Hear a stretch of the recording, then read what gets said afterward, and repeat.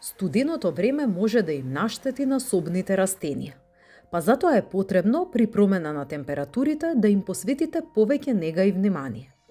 Есента е период кога собните растенија од балконите и терасите мора да се внесат во домот, за да можат да ја преживеат зимата.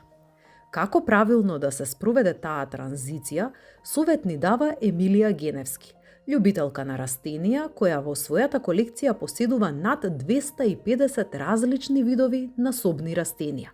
Треба растенијата да се проверат, да се види дали имаат паразити, вушки, пајачиња мали, што фаќаат сите редовно. Треба да се проверуваат редовно дали имаат суви листови и полека да се спрема за зимскиот период, со тоа што веќе и самото време си кажува дека поливањето е многу намалено, значи јас ги поливам веќе само еднаш неделно.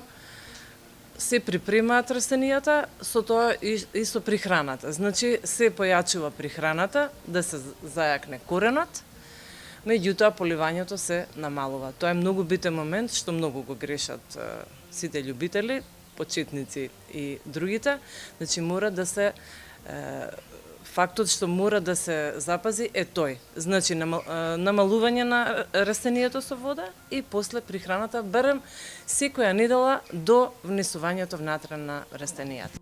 Прихраната на растенијата е многу важна и од неа зависи дали билката ќе продолжи да се развива со полн интензитет и во постудените денови. Има разни типови на прихрани. Јас преферирам или кристална прихрана, има разни комбинации, или течна прихрана. Секој си има свој начин на прихранување, меѓутоа кај мене кристалниот се покажа најдобар за прихрана. Се става од прилика кристална, така тие се во лажици се делат мали големи и се става во вода, сега зависи кој колку има дома растенија и во вода се става, се раствара. Мислам многу едноставно е, меѓутоа начин кога им треба не може да покажат растенијата, меѓутоа ние гледаме дека тие бујаат, дека растат кога имаат доволно прихрана. Пак и тука има многу поделени мислења, да речам сега аматерски кога се чува, луѓето мислат дека е се вау, ставаат аспирини, банани, квасци, меѓутоа јас не ставам ништо од тоа.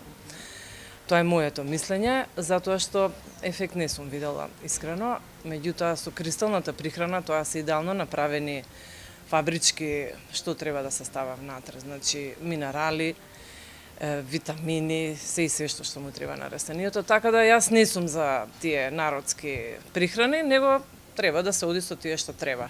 Меѓутоа ќе повторам пак за кристалната прихрана, затоа што течната прихрана ми е малце дискутабилна и може многу лесно да се сгреши, многу е јака, за разлика од кристалната, која што е малце дозволува и да се сгреши, да се стави повеќе, меѓутоа растенијето многу убаво прима што може да видите и од растенијата. Сепак, постои едно правило, дека не сите растенија се исти. Некои се повеќе отпорни, но други пак повеќе сензитивни и бараат поголема нега и внимание. 80% се тропски растенијата и сега веќе кога ќе падне, значи мора да напоменеме до 10 степени утринска температура, може да ги чуваме надвор, меѓутоа веќе кога ќе падне под 10 степени треба да се внесуваат внатре. Има сензитивни, повеќето тие што се со бели листови, може камерата да види, тоа се сензитивните тропски, да речам дека се и хибриди. Тие се поретки растенија, тие се сензитивни и препорачувам веќе за 2 недели да почнат полека да се внесуваат внатре, кој ги чува надвор, затоа што природно да се адаптираат на собната температура. Затоа што многу грешки се прават, се чека до последниот ден, се внесуваат внатре, веќе се ладни просториите, се пуштаат грејни тела и сите растенија шок добиваат температурен, како за внатре, така и за надвор. Затоа јас препорачувам до средината на октомври полека сите растенија да се внесат, освен сезонските растенија, тие може да траат додека паднат 10 степени, па и пониско и обичната температура, не утринската температура. Идеална температура е 21-22 степени, со тоа што морам да кажам дека и влажноста мора да се запази кога се работи за вакви тропски и ретки растенија, меѓутоа и за другите нормални растенија, затоа се чудат луѓето што се случи со растението, беше супер, сега не е убаво. Влажноста мора да се запази, светлината мора да се запази, може да кажеме и за тој дел кога ќе се внесат, треба да се одбере убаво место, светло, да се тргнат од грејни тела. Ако нема убаво светло, вештачко светло, да се стави artificial lights.